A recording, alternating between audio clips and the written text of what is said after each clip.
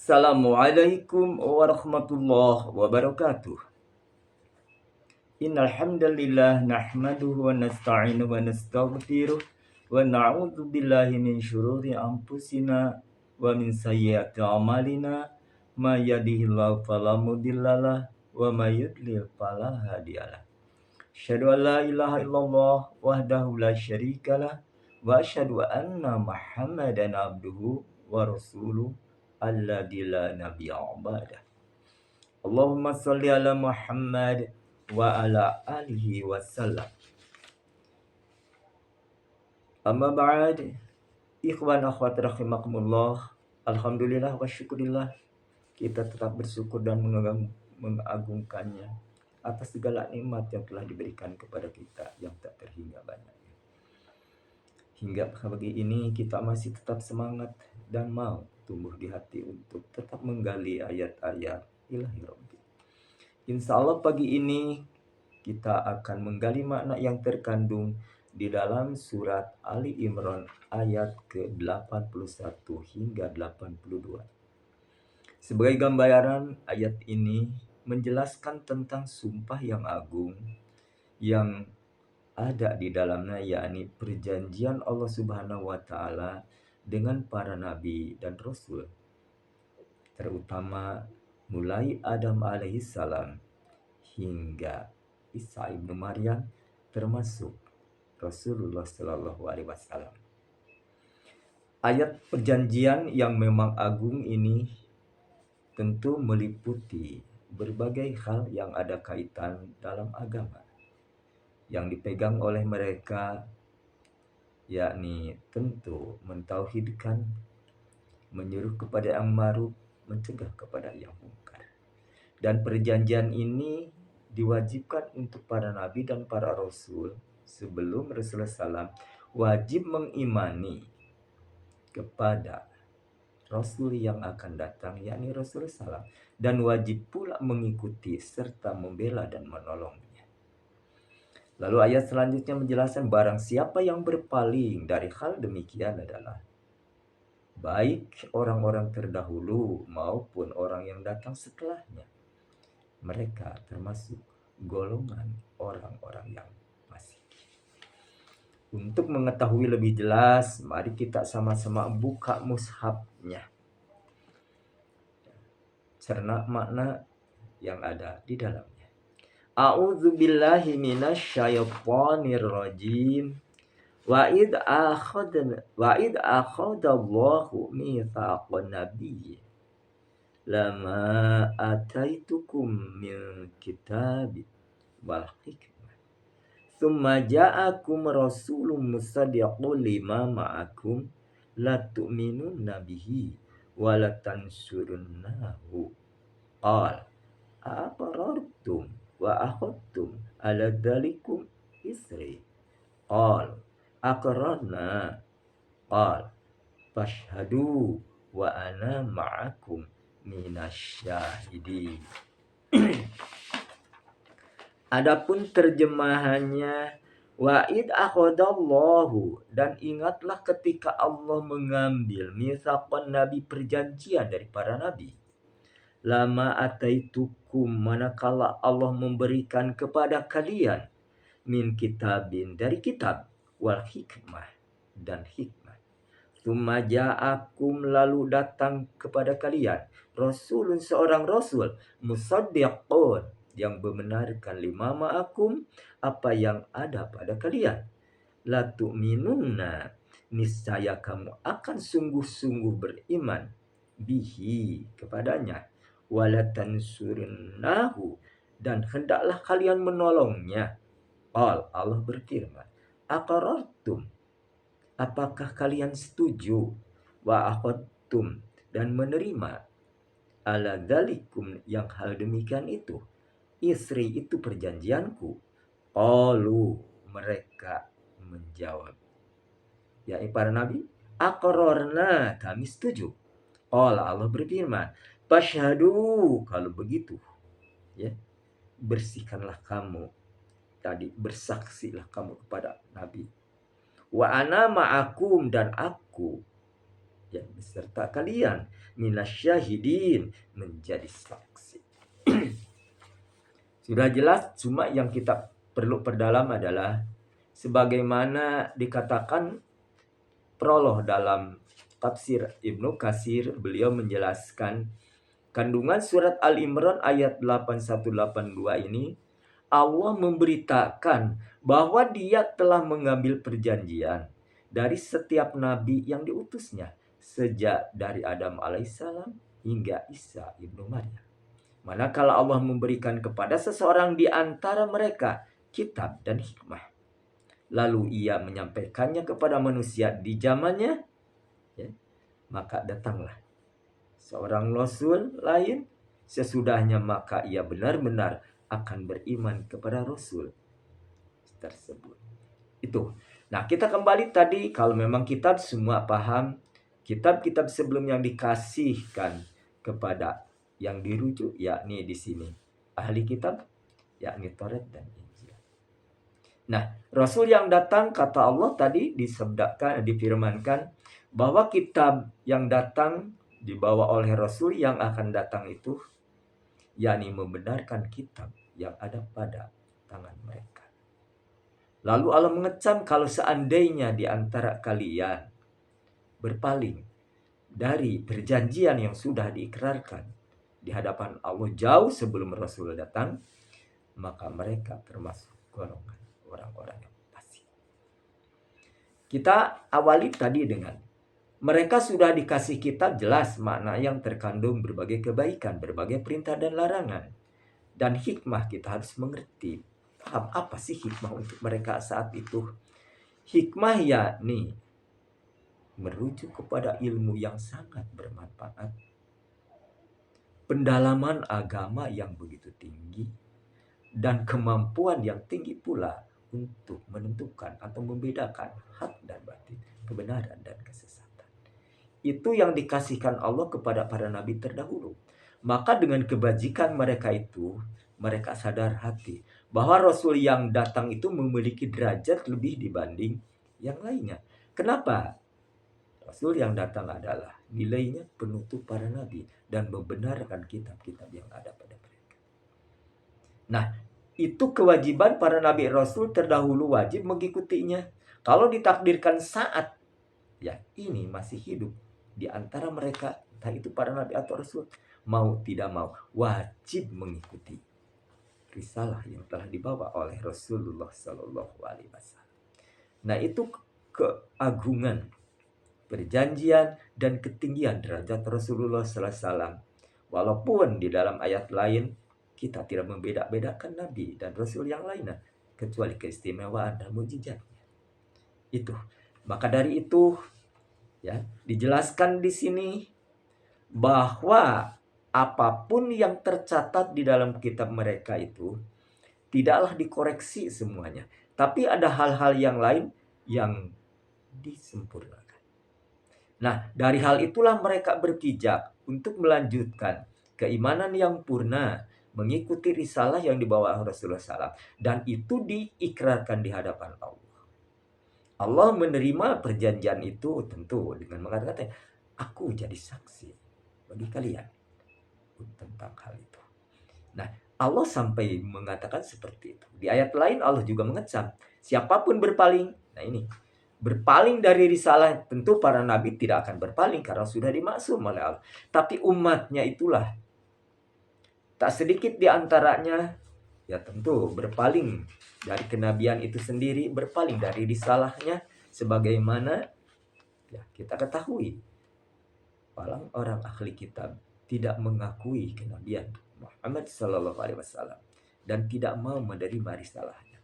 Mereka sudah eksklusif mengaku diri, mengklaim diri bahwa agamanya yang paling baik di antara semua agama yang ada. Padahal mereka sadar ucapan mereka itu membohongi bukan saja dirinya sendiri, tapi umat yang memang setelah diganti ayat-ayat yang mengikuti hawa nafsunya dilestarikan, tapi kalau memang bertolak belakang dengan hawa nafsunya, mereka rubah di tempat-tempat. Ini kejahatan yang memang sudah Allah tuturkan sejak surat Al-Imran awal hingga sampai terakhir kemarin bahwa ahli kitab itu ada yang memang terbilang lurus, ada juga yang memang lebih jahat, lebih kejam dari orang-orang yang ada saat itu. Itu peringatan bagi kita. Ibrah apa yang didapat tentu di sini?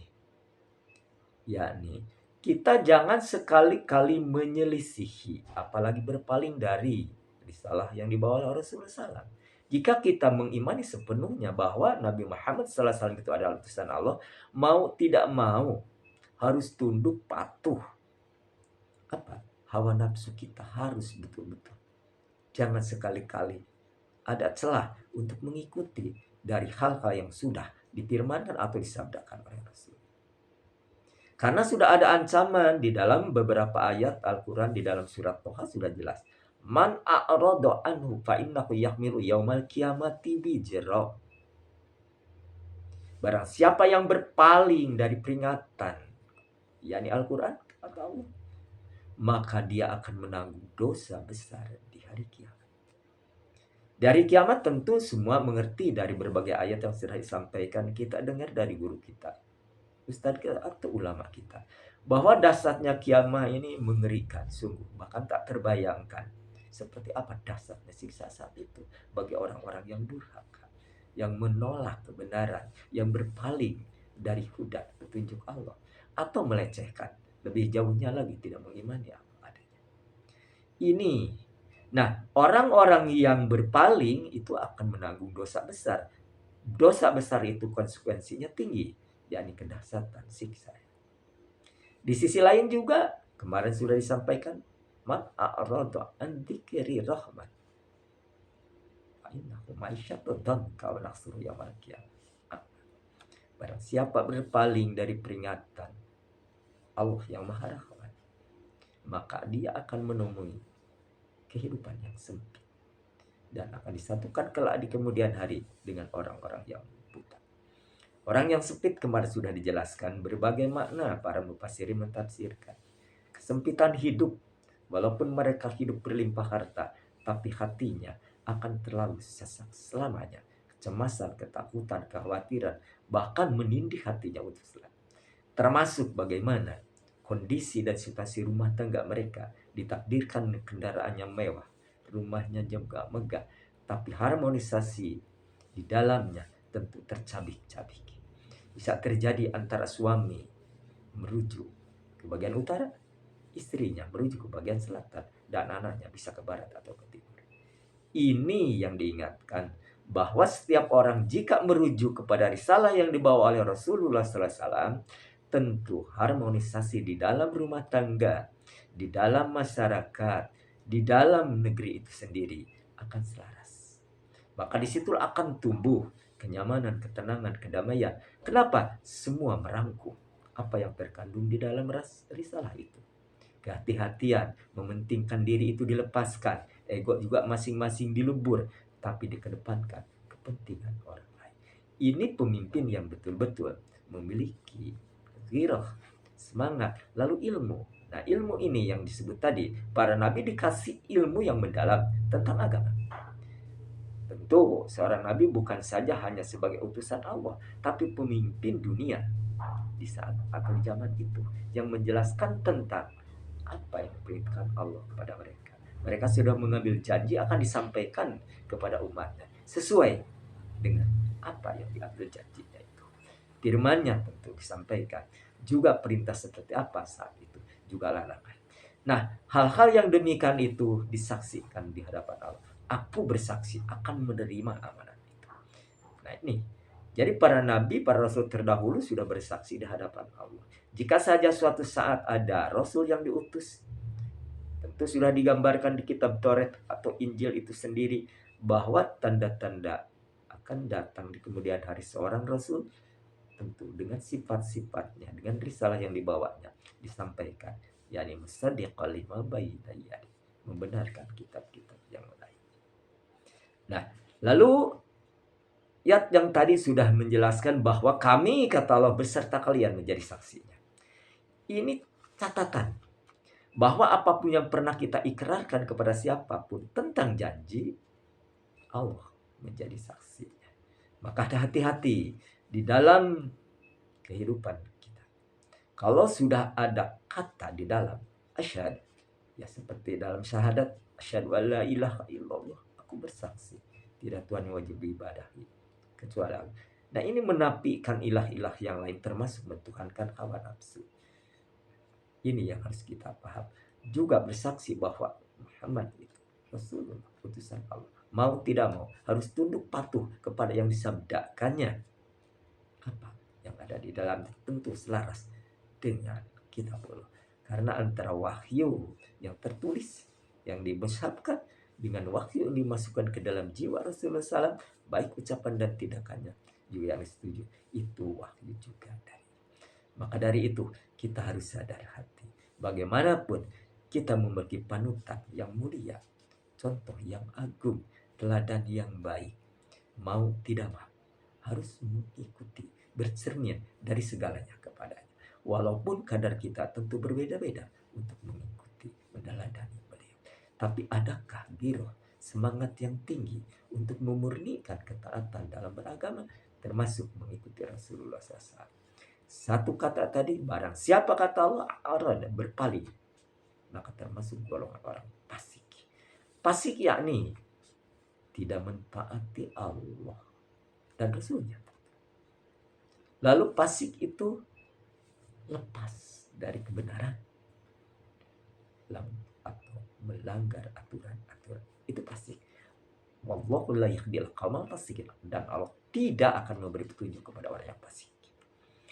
Nah, hal demikian, fasikan itu sudah merebak di mana-mana. Demi apa? Duniawi.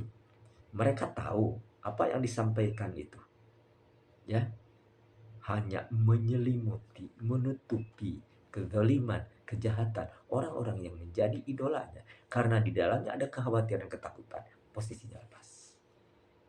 Itu, mereka dengan bersilat lidah membiaskan ayat-ayat Allah, hingga manusia berpaling dari kebenaran itu, hingga masuk ke wilayah yang betul-betul dilarang Allah, dimurkai Allah. Auzubillah. Ayat tersebut jelas, man a'rada, ya, al-dzikri nuqayyid lahu fahuwa lahu syaitonun qarin. Di ayat lain begitu. Barang siapa berpaling, ya, dari peringatan Allah, Maha Rahman, peringatanku, kata Allah, akan dijadikan dia sebagai temannya setan. Innama yasuddu syaitan. Dia akan menyuruh kepada keburukan dan kejahatan. Pasti kalau udah berpaling, sahabatnya setan, apapun yang terletak di hawa di dalam diri, tentu dia ikuti, karena setan sudah jadi sahabatnya. Itu yang kita harus antisipasi, kita jauhi. Jangan sampai setan ada celah masuk ke dalam diri kita.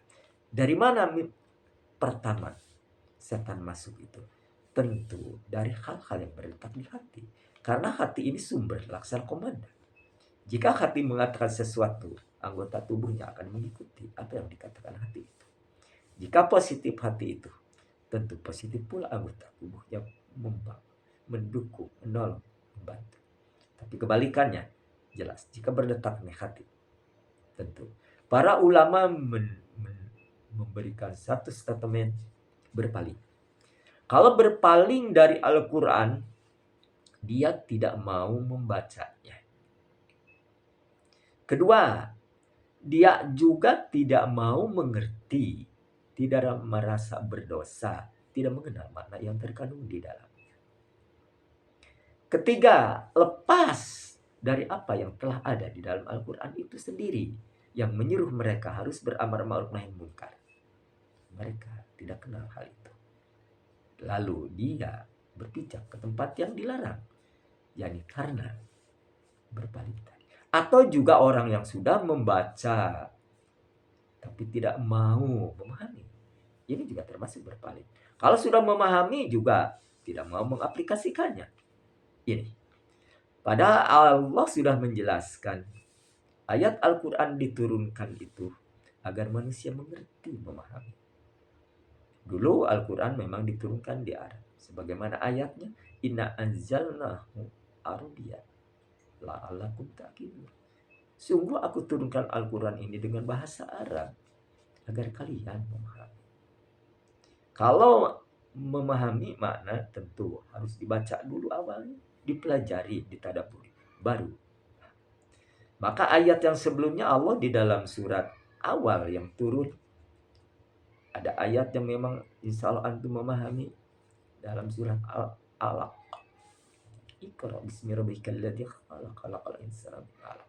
Iqra di situ tentu baca. Tapi ayat ketujuhnya dikatakan di situ apa? Alamal insana malam ya'lam. Allah mengejarkan manusia setelah baca tadi apa yang tidak diketahui.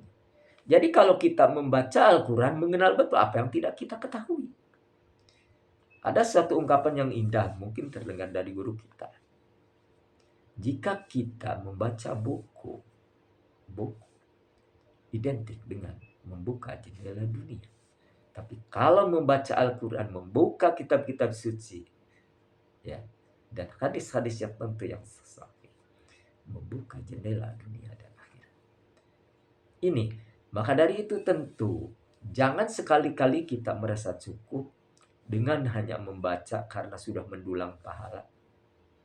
Tapi kan, apakah kita saat ini masuk berpaling atau tidak? Jangan sampai terjadi berulang kali khatam Al-Quran, lalu berdoa khusus dengan doa yang biasa dilantunkan. Apakah jadi kebaikan? Kamu tidak mau mempelajari di dalam. Adakah perintah untuk mempelajari Al-Quran? Di dalam surat Al-Imran sudah jelas dikatakan itu. Hadza bayanul linnasi wa huda wa mau'izatul lil muttaqin. Al-Quran ini petunjuk, kata Allah. Mau'izah juga pelajaran. Bagi siapa? Ya, orang bertakwa. Kalau kita diri mengaku orang bertakwa, Al-Quran harus jadi pelajaran. Untuk apa? Tentu untuk mengontrol, menuntun, membimbing langkah kita, bahkan mengerem kalau ada hal sesuatu. Ini pelajaran. Maka dari itu tentu jangan disia-siakan pelajaran ini. Ayat yang lain sudah dikatakan juga di dalam surat Al-Anbiya. Apala yadabbarunal apakah kalian tidak mau mempelajari Al-Quran, tidak memahami Al-Quran? Apakah hati kalian sudah terkunci? Ini pertanyaan besar, tentu harus dijawab dengan hati masing-masing. Apakah kita hati sudah terkunci karena tidak mau memahami?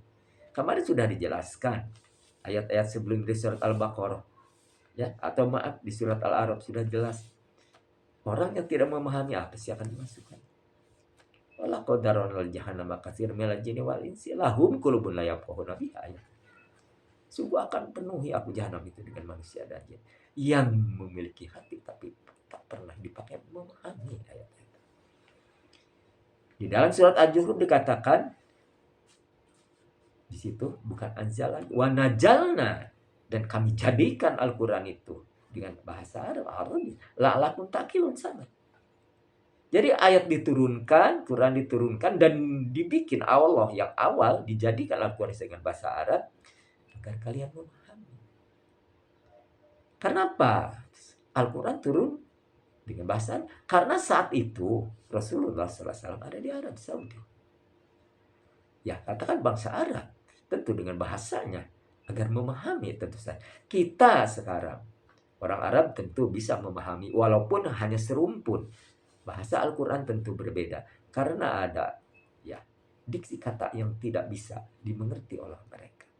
Al-Quran khusus bahasa Al-Quran. Walaupun ada bahasa Arab disebutkan tadi, tapi ada bahasa-bahasa yang memang tidak patuh. Walaupun mereka ini jago dalam bersair, jago dalam paramasa sastra, tapi tentang Al-Quran, tafsir, makna, diksi yang jelas belum juga mereka. Kecuali Rasulullah SAW menjelaskan kepada mereka. Karena tafsir lebih dalam dari tekstual itu sendiri. Kemana arah, kemana maksud, dan harus bagaimana diaplikasikannya. Itu. Nah, ini perjanjian-perjanjian yang harus ditunaikan oleh para nabi, disampaikan kepada umatnya. Bahwa di dalamnya seruan. Yang pertama, seluruh nabi rasul dari awal hingga terakhir adalah menyeru bertauhid, mentauhid dan mengesahkan Allah. Lalu di dalamnya menyuruh semua pasti amar ma'ruf nahi munkar. Walaupun ritual ibadah berbeda di zamannya masing-masing karena Allah melihat kemampuan yang ada pada mereka. Kita pun tak jauh berbeda tentang ibadah, itu kemampuan yang diukur.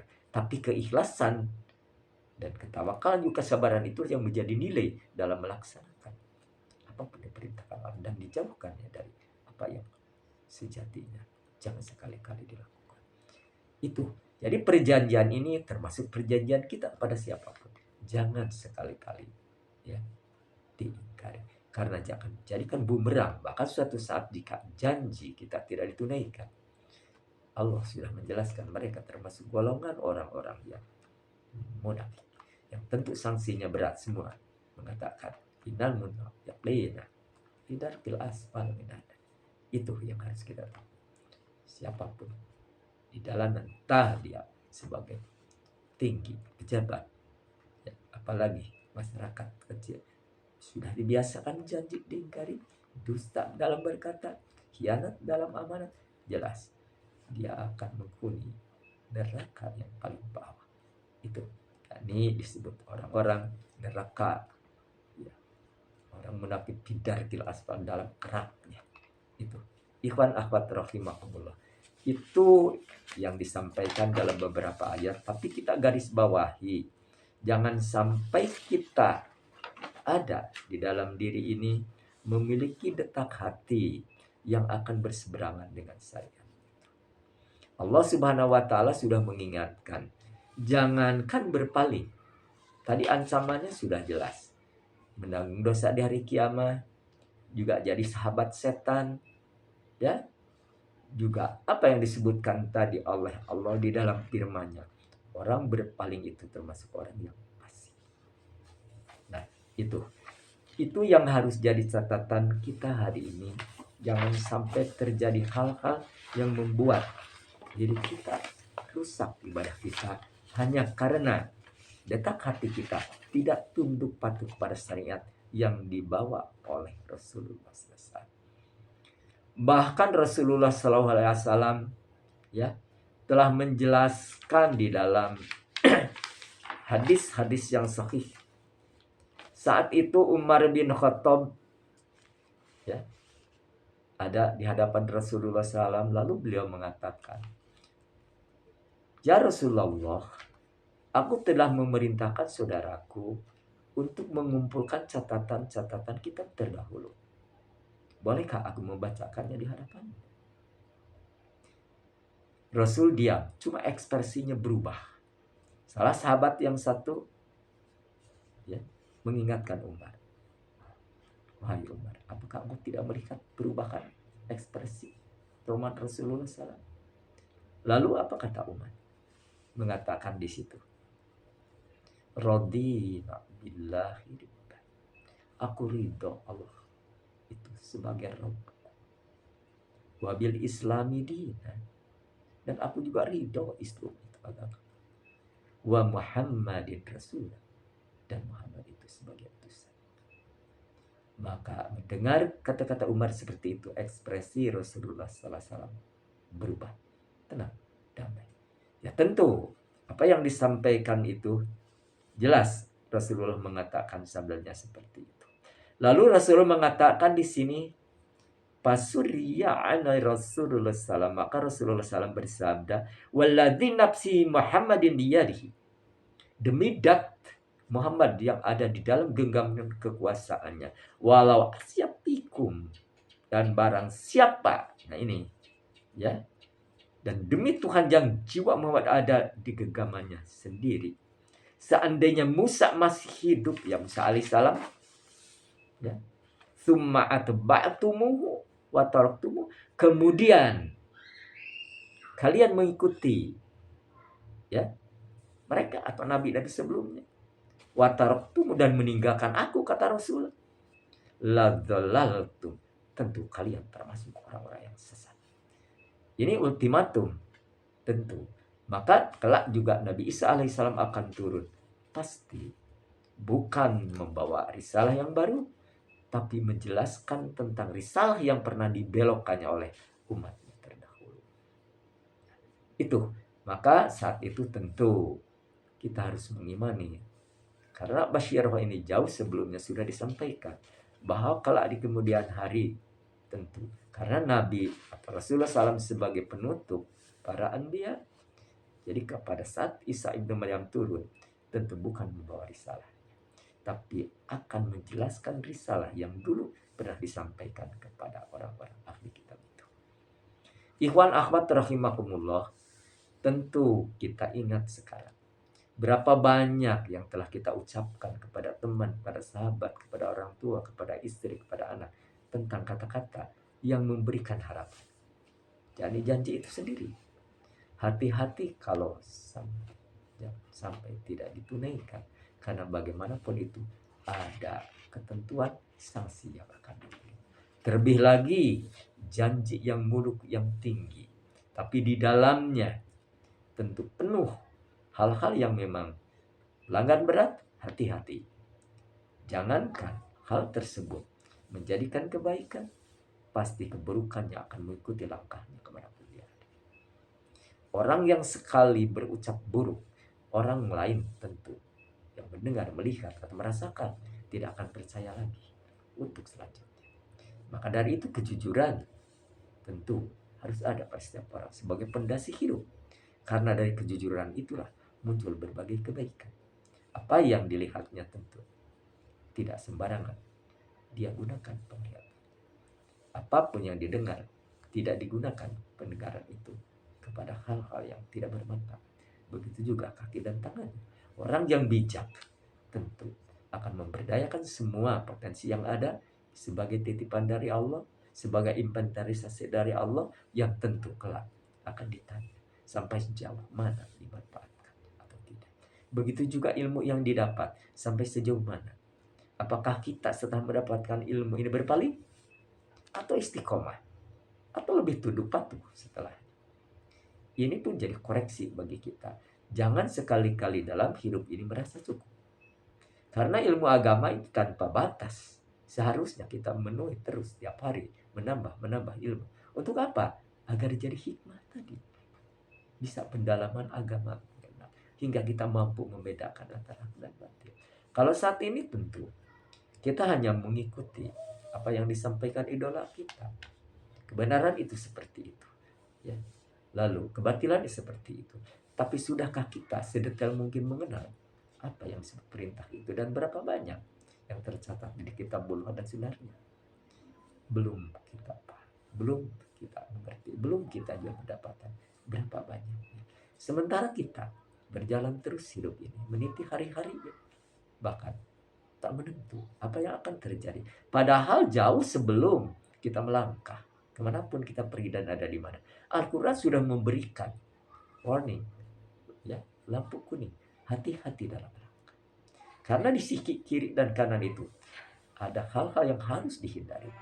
Bagaimanapun seorang beriman bertakwa, di situ ranjau kehidupannya ada. Jika kita lengah, tentu akan binasa. Nah, jika orang-orang beriman bertakwa, tentu hati-hati akan melangkah. Jangan sampai terjadi yang merugikan dirinya, apalagi orang lain. Disinilah perlunya mempelajari, mentadaburi, dan mengaplikasikan Al-Quran itu sendiri. Maka Allah sudah menjelaskan, apala yadabbaruna amala qulubin. Apakah kalian tidak mentadaburi Al-Quran? Apakah hati kalian sudah terkunci? Harus malu kita dengan ayat itu. Memang semua harus menjawab. Berbagai faktor tentu penyebabnya. Kita tidak bisa karena kesibukannya mendesak. Ketika kita rutinitas selalu tak bisa dihindari. Bisa juga karena malas dan enggan. Bisa juga karena basic pendidikan kita rendah dianggap remeh. Bisa juga yang paling bahaya itu merasa cukup dengan membaca cukup, tapi tidak ada di hati sedikit pun akhlak yang disandang. Itulah ikhwan. Jadi alhamdulillah kita masih dikasih kemauan untuk menggali ayat-ayat suci. Luangkanlah waktu. Bagaimanapun itu jadi nilai bagi kita untuk melangkah ke depan, membimbing diri, membimbing anak istri, membimbing keluarga, terutama agar selamat kita, baik di dunia maupun di akhirat. Walaupun kondisi kita di dunia, katakanlah serba kekurangan, tapi tetap sabar dan tawakal, membimbing diri dan keluarga kita di arah yang tepat, mengikuti meneladani Rasulullah SAW. Insya Allah dialah orang yang terbaik. Kita mengenal salah satu sahabat Rasulullah SAW yang terbilang unik, Abu Dujana. Dia itu kalau ke masjid itu sering duduk di pojok dengan kesadaran menurut mungkin pemikiran memberi jalan untuk orang-orang sholat sunat entah itu tahiyatul masjid ya, atau rawatib, dia selalu dipilih. Tapi manakala berjamaah tentu semua paling dahulu ke depan itu. Tapi ada keanehan yang memang ya, menurut para sahabat sendiri, dia setelah sholat itu, setelah zikir langsung buru-buru pulang. Nah, Rasulullah SAW suatu saat memanggil, kenapa kau? Apakah tidak ada keperluan kepada Allah untuk meminta sesuatu? Karena Rasul tahu kondisi dirinya seperti itu beda dengan sahabat yang lain, baik dalam berpakaian atau mungkin dalam penampilan itu sendiri. Dia bilang begini, ya Rasulullah, benar, aku banyak memohon kepada permintaan yang tentang kehidupan, tapi saya khawatir Rasul, maka saya buru-buru kembali itu. Karena suatu saat saya melihat anak-anakku lagi memakan korma, maka aku datang saat itu. Korma bukan haknya, karena di dekat rumahku ada kurma yang begitu lebat buahnya. Dia milik tetangga yang terbilang pelit. Biasa kalau aku malam itu mengambil, memungut, lalu aku serahkan kepadanya. Dan aku mendapatkan imbalan dari pengambilan hati. Tapi anak-anakku, ya Rasul, tidak tahu itu haram atau apa. Dia ambil saja. Maka aku, ketika dia mengunyah, aku keluarkan dan juga dari tenggorokan. Dan aku mengatakan, ayahmu tidak bisa melepaskan kamu dari adab Allah. Aku tak mau anak-anakku makan barang yang haram. Rasulullah tentu merasa terenyuh mendengar kata itu dan mungkin meneteskan air mata. Lalu mendatangi tentu orang yang kebetulan yang memiliki kurma itu adalah orang Yahudi. Lalu Rasulullah menawarkan, bagaimana kalau kurma itu dibeli dengan surga? Apa kata si Yahudi itu? Aku tidak mau menjual kecuali dengan yang cash dan harga yang lebih tinggi. Rasul mengatakan surga itu lebih tinggi tentu. Tidak, aku ingin yang real. Maka Rasulullah SAW tentu berbicara dengan para sahabatnya dan terkumpullah untuk dibelilah pohon kurma itu. Nah disitulah tentu doa yang terus disampaikan kepada Allah, walaupun jawabannya bukan terlambat, tapi ada proses. Bagaimana sejauh mana dia tetap tawakal memohon kepada, walaupun belum dijawab, tapi ternyata purna setelah dia sekian lama berdoa, menjaga dirinya dari barang yang haram, anak-anaknya pun walaupun kecil, katakanlah itu mendidiknya luar biasa, agar mereka mengerti bahwa orang tuanya tidak bisa melepaskan azab saat kelak di kemudian hari kalau dosanya itu wajib disiksa. Nah ini pelajaran bagi kita tentu disinilah menjaga diri, menjaga hati, menjaga makanan kita, juga ucapan didikan yang terbaik kepada anak. Jangan sampai ada hal yang tadi haram, baik sumber rezeki dari haram itu tentu yang harus kita jauhkan. Karena Allah sudah mengingatkan setiap orang mukmin yang muslim yang kafir tentu diwajibkan ya, makan halal thayyiban, makanan yang halal dan baik. Baik tentu dari berbagai sisi kita lihat. Baik bentuknya, baik jasanya, mungkin zatnya itu sendiri, baik juga mungkin rasanya, atau di sini kualitas gizinya. Tidak busuk, juga bisa menyehatkan badan. Tapi menurut ya tentu hukum yang memang di dalam fikih jelaskan, sumber rezekinya itu harus dipastikan halal dulu. Karena kehalalan itu akan mengundang berbagai kebaikan. Seseorang jika tumbuh dagingnya di barang haram, Rasulullah sudah menjelaskan ya, neraka yang disediakan. Alhamdulillah. Nah itulah ikhwan akhwat rahimahullah, pelajaran dari ayat Al-Imran ini, perjanjian agung antara Allah dan para nabi, mau tidak mau harus tunduk patuh kepada risalah yang dibawa oleh Rasulullah SAW. Terlebih lagi kita sebagai umatnya, jangan sekali-kali berpaling menyelisihi, apalagi beliau sudah dijelaskan dalam ayat, jaga kita sekali-kali berpaling, jangan sekali-kali menyelisih. Ayat yang mengingatkan kita harus dicamkan di dalam hati, di dalam surat An-Nur ayat 63. Falyahdharil ladzina yaqalibu an amrihi an tusibahum fitnah aw adzabun alim. Ini catatan. Maka hendaklah orang-orang yang menyelisihi Rasul takutlah ditimpa musibah atau adab yang pedih. Ini lampu betul-betul berkedip terus mengingatkan kita. Jangan sekali-kali menyelisihi, apalagi dalam berakidah. Amburadul sekarang Kebanyakan, lihat di dunia maya, akidah sudah seakan-akan tidak diperhatikan. Terkontaminasi mereka. Mengesahkan Allah tapi berjalan di atas kekafiran. Juga apa yang di dalamnya di sini? Menyelisih dalam ibadah. Betapa banyak ritual-ritual yang bukan ya disabdakan Rasul. Bukan didesain oleh Allah. Kita jangan ikut-ikutan mereka. Kita paham si basic apa yang ada di dunia maya. Mengaku dengan kedok agama, tapi apa kesesatan yang ada dia. Mengurai dosa dan dosa kebinasaan. Bahkan, alhamdulillah, menggiring manusia ke arah dunia atau mencintai dunia. Alhamdulillah minta. Semoga Allah melindungi kita dari hal tersebut. Dan Allah memudahkan kita untuk tetap istiqomah, konsisten, dan tetap kuat, teguh dalam pendirian kita. Bahwa Allah satu-satunya Rabb kita akui. Jangan menafikan tentu segala yang lain. Juga Rasulullah SAW adalah utusan yang patut, yang wajib kita teladani. Jangan sekali-kali berpaling dari. Wallahu a'lam bimurad. Subhanallah wa bihamdik. Asyhadu an la ilaha illa anta. Astaghfiruka wa atubu ilaik. Assalamualaikum warahmatullahi wabarakatuh.